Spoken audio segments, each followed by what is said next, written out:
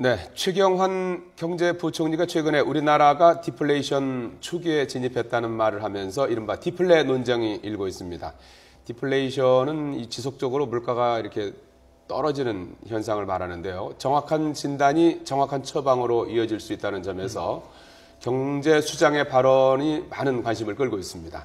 네, 과연 우리 경제가 디플레 상황인지 아닌지 이 자리에 경제학자 두 분 모시고 현 상황 짚어보고 또 처방에 대한 견해를 들어보겠습니다. 오정근 교수님과 신세돈 교수님 나와 계십니다. 두 분 어서 오십시오. 안녕하세요. 자, 이 다양한 견해를 듣기 위해서 이제 우리 경제가 디플레이션 상황인지 아닌지 서로 이제 다른 의견을 가지신 두 분을 모셨는데 우선 우리 오정근 교수님께서는 우리 경제가 디플레이 초기 단계에 진입했다 이렇게 이제 보시는 거죠? 왜 그렇게 생각하시는 거죠? 네, 그렇습니다. 디플레이션이라고 하면 이제 사전적인 의미로서는 이제 물가가 하락하는 물가 상승률이 마이너스인 것을 디플레이션이라고 합니다. 근데 그 외에도 이제 자산 디플레이션이라고 그래가지고 부동산이나 주식 가격이 하락하는 현상을 자산 디플레이션이라고 그러고요.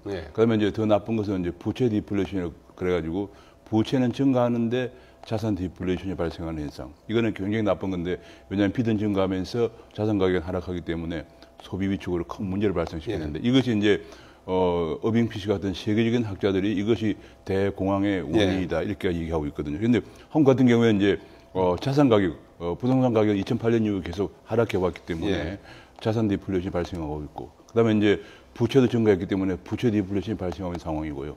소비자 물가 상승률은 현재 마이너스는 아니지만 작년과 금년 계속 1%대를 지속하면서 하락하고 있기 때문에 이것은 그야말로 한국이 과거 일본도 이제 20년 장기 불황할 때 처음부터 바로 마이너스가 아니고 92년부터 시작됐는데 일본도 92년, 93년은 1%대이다가 94년에 0%, 95년에 마이너스를 갔거든요. 그걸 생각하면 우리나라가 작년에 1%, 1.3, 금년에 1% 되니까 현재 우리나라는 일본의 92년, 3년 같은 디플레이션 초입에 진입해 있다. 이렇게 판단이 됩니다. 그러면 최경환 경제부총리와 의견을 같이 하시는 건데요. 그렇습니다. 최경환 부총리도 그런 말씀을 했어요. 일본의 그 20년 경기 불황에 5년쯤 진입해 있다. 이렇게 네, 그렇습니다. 굉장히 중요한 것이 일본도 바로 이제 92년도부터 해가지고 이제 92년에 1%, 93년에 1%, 94년에 0%대로 떨어지는데도 불구하고 이걸 반등시키지 못했기 때문에 장기 불황으로 갔거든요.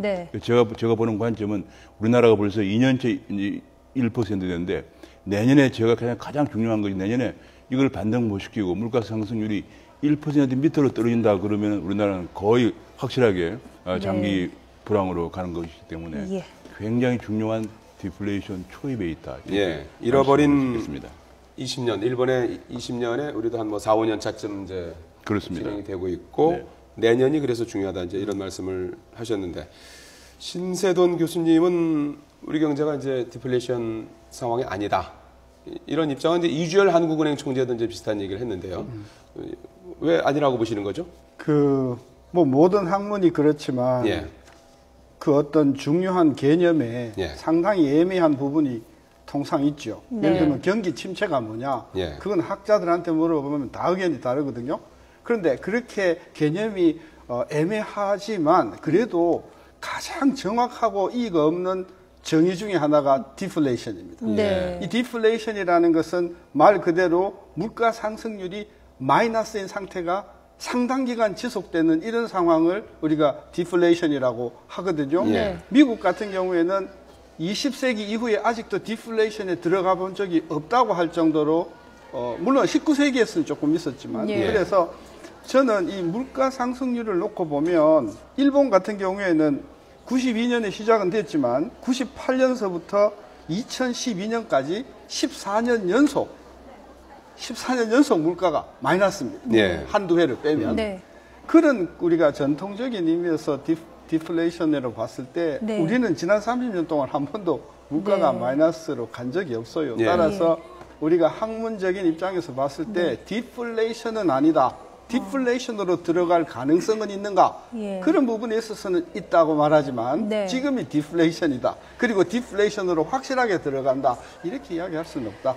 교수님, 그러면 보통 인플레이션보다 더 무서운 게 디플레이션이라고 하잖아요. 언뜻 생각하기에는 물가 하락이 왜 그렇게 무서운지 생각이 드는데 어떤 현상이 일어나는지 실제로 물가가 하락한다 그러면 언뜻 들으면 좋은 거 아닙니까? 예. 그렇죠. 디플레이션이 이퀄, 디플레이션은 바로 나쁜 것이다라고 하는 것도 이것도 편견이거든요. 예. 그러니까 물가가 어느 정도 안정적이거나 거의 내려가지 않는 것은 서민들한테는 굉장히 좋은 예. 그런 현상이죠. 그렇죠.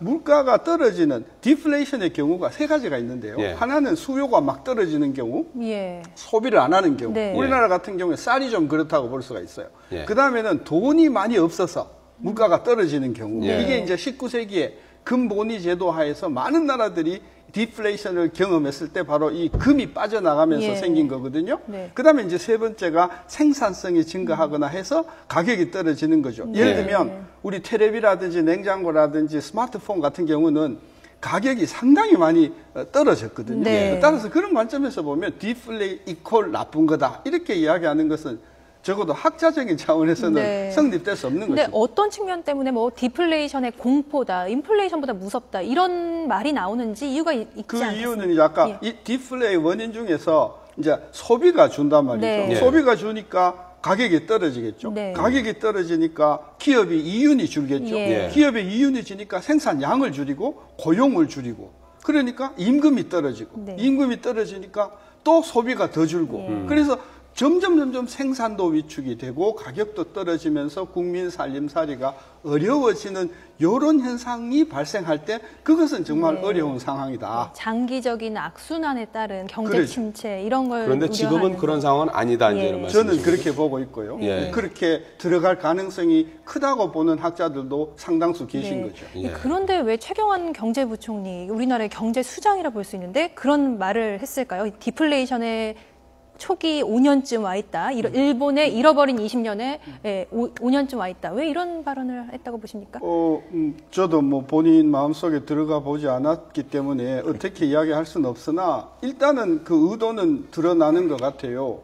작년까지만 해도 경기가 막 살아난다고 하다가 네. 이제 세월호 전후해서 소비가 막 줄어드니까 경기가 나빠진다. 뭐 아직도 마이너스 성장은 기록을 안 했거든요. 예. 그런 관점에서 이제 정책을 기조가 이제 상승 국면으로 간다고 했다가 갑자기 나빠지니까 오히려 그냥 그 브레이크를 받는 반동 차원에서 경제가 갑자기 나빠진다라고 하는 그런 어떤 분위기가 형성이 되면서 이 경기를 살리기 위해서는 올코트 프레싱 모든 방법을 동원해서 이것저것 따질 것 없이 경기를 살려야 된다고 네. 하는 차원에서 네. 이제 통화 정책이나 금리 예. 정책을 유도하기 위해서 뭐 디플레라는 이야기를 꺼내지 않았는가? 예. 네. 오 교수님, 지금 수치상으로 많이 지금 이용하고 있는 게 이제 디플레이션을 네네. 이제 주장하는 네. 입장에서는요.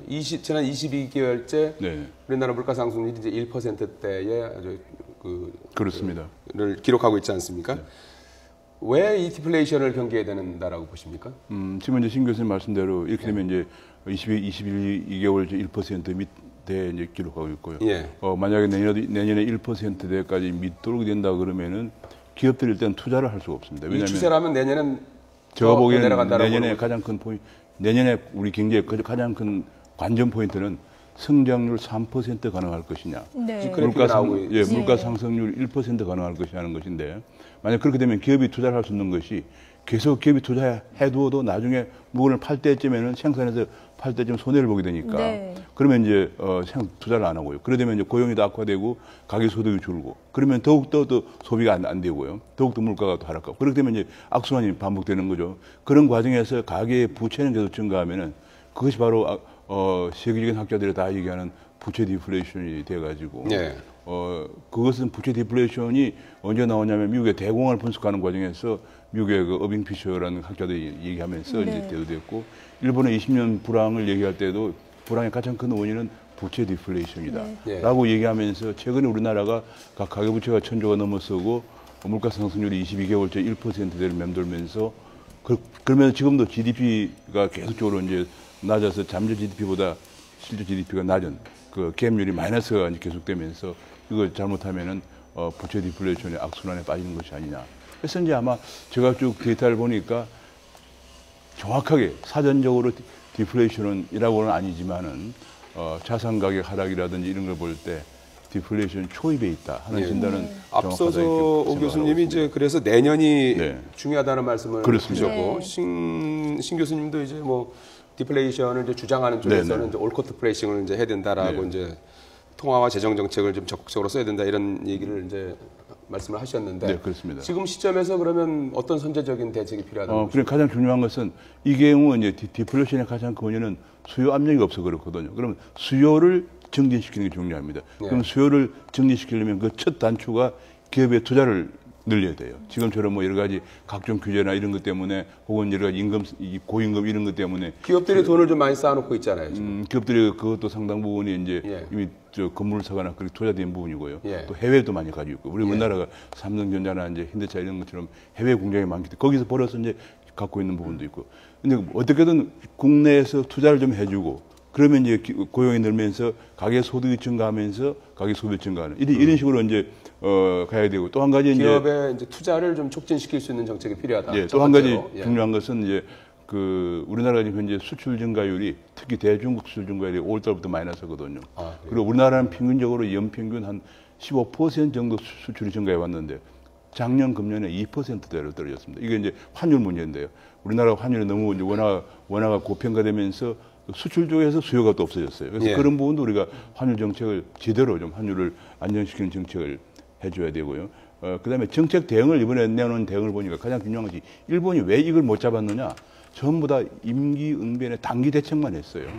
사실은 이거 이제 하려면 성장 동력을 확충해서 성장 잠재력을 올려가는 정책을 같이 병행해야 되는데 단기 안정화 정책과 더불어서 장기적인 성장 동력 확충 정책을 병행해 이건 굉장히 어려운 것이 구조 계획도 해야 되고 그렇습니다. 그래서 이런 부분들을 같이 해 나가야 되는데 최근 정책이 너무 단기 임기응변에 치중해 있고 서민 지원이다 민생 안정하면서 한번 쓰면 그냥 빚만 남게 되는 그런 지출이 너무 비중이 커지고 있는 것이 일본이 바로 그것 때문에 재정 빚만 늘고 반짝하다가 다시 주저앉았거든요. 그래서 우리도 너무 근데 지난번에 41조를 하고 내년에도 이제 5.7% 해서 한 20조 정도 예산이 증가하는데 그 증가한 내용을 보니까 대부분 다 일회성들이에요. 근데 뭐 물론 민생이 어려우니까 그러긴 하지만은 민생 안정, 서민 지원, 중소기업 지원 하다 보니까 작년 같은 경우에도 추경도 했지만 2분기 반짝 1% 증가한다면 그거 쓰고 나니까 또 주저앉거든요. 그것보다는 이미 빚을 냈을 때는 그 빚에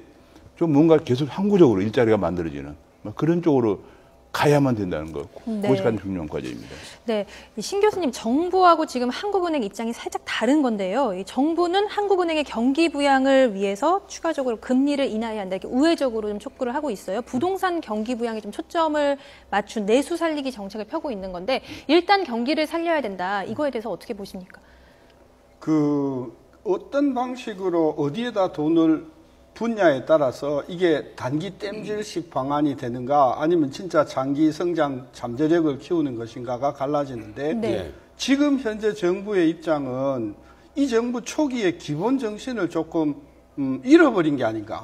지금 우리 박근혜 정부의 국정 4대 기조가 첫 번째가 경제 부흥이거든요. 그럼 경제 부흥이라는 게 뭔가요? 그동안 좀 미진하던 부분을 탄탄하게 세운다. 저는 경제 부흥의 핵심에는 바로 600만 자영업자하고 40여만 개의 중소 중견기업이 지금 굉장히 어려운데 여기를 살리는데 뭐 그게 50조가 됐든 100조가 됐든 투입이 돼야 되는데 여태껏 나온 정책은 뭐냐면 경기를 살린다는 명분으로 고속도로 짓는다. 뭐 철도를 짓는다. 아니면 뭐 이런 식이거든요. 그래서 이런 식의 말하자면 부동산 정책을 살리는 것은 이것은 반드시 일본과 같이 실패하고 또 상당히 금융기관의 부실이나 국가의 재정을 손상을 가는 것이 가능성이 크다. 따라서 조금 효과가 늦게 나오더라도 정도로 가자. 그런 것이 이제 저는 생각. 지금 시점에서 정도라고 하면 어떤 걸 예를 들 수 있겠습니까? 그러니까 중소 중견기업들이 지금 한 40여만 개가 굉장히 어렵습니다. 그 어려운 이유가 뭐냐면 자금이 부족하거나 기술력이 없거나 또는 정보가 없거나 경영 노하우가 없단 말이죠. 그리고 또 인력이 없는데 그 인력에 기술력이 모자라고 그런단 말이죠. 따라서 정부는 조금 시간이 오래 걸리더라도 네. 중소 중견기업의 체력을 탄탄히 하는 쪽으로 차곡차곡 그러니까 이것을 하면 한 3년 뒤, 5년 뒤에는 본격적으로 그 효과가 나타날 텐데 그냥 한 1, 2년 만에 효과가 나타나는 그런 류의 정책은 네. 80년대, 90년대 계속 실패하고 국가 재정만 나쁘게 하는 결과를 가져왔다. 저는 그런 차원에서 아까 오 교수님이 정도로 가자. 네. 예, 이렇게 단기 땜질식으로 가면 실패하고 만다. 예, 네. 알겠습니다. 끝으로 시간이 다 돼서요. 나오신 김에 한 말씀만 좀 들었으면 좋겠습니다. 담배세 인상 때문에 좀 상당히 주민세도 이제 오른다고 하고 이걸 갖고서 뭐 여러 가지 뭐 우회 증세다, 뭐 복지 증세다, 무슨 서민 증세다 여러 가지 변들이 나오고 있는데 거기에 대해서 간략하게 한번 언급을 좀 해주시고. 일단 마무리 현재 우리가 뭐 잘 안 발 마찬가지로 지방 재정이 그 과도한 보편적 복지 때문에 지금 파산 직전에 있기 때문에 뭐 이번에 그런 거에서 이제 지방 세수를 좀 증대시킨 측면이 있어서 논란이 있지만 가장 중요한 것은 이제 우리가 보편적 복지 시대에는 보편적 증세가 불가피하다는 점을 국민들에게 이해시키고 그런 그 경제적 리더십을 발휘해야지. 이걸 뭐 자꾸 뭐 꼼수다 우회다 이런 식으로 가지고 그걸 또 아니다 뭐 이런 논쟁은 소모적이다 생각합니다. 신 교수님. 점진적으로 올려야 된다고 생각하고요. 네. 정부는 솔직하게 재정이 부족해서 특히 지방 재정이 부족해서 주민세라든지 또는 뭐 부동산 거래세라든지 담배세를 올릴 필요가 있다는 뭐 솔직하게 이야기해야 되는데 자꾸 뭐 국민 건강을 이야기한다고 믿지도 않는 그런 이야기를 하는 것은 이제 동떨어진 이야기라고 생각합니다. 올리되 설득을 하고 그리고 점진적으로 올리는 것이 충격을 줄이는 방법입니다. 알겠습니다. 자, 두 분 고맙습니다. 감사합니다.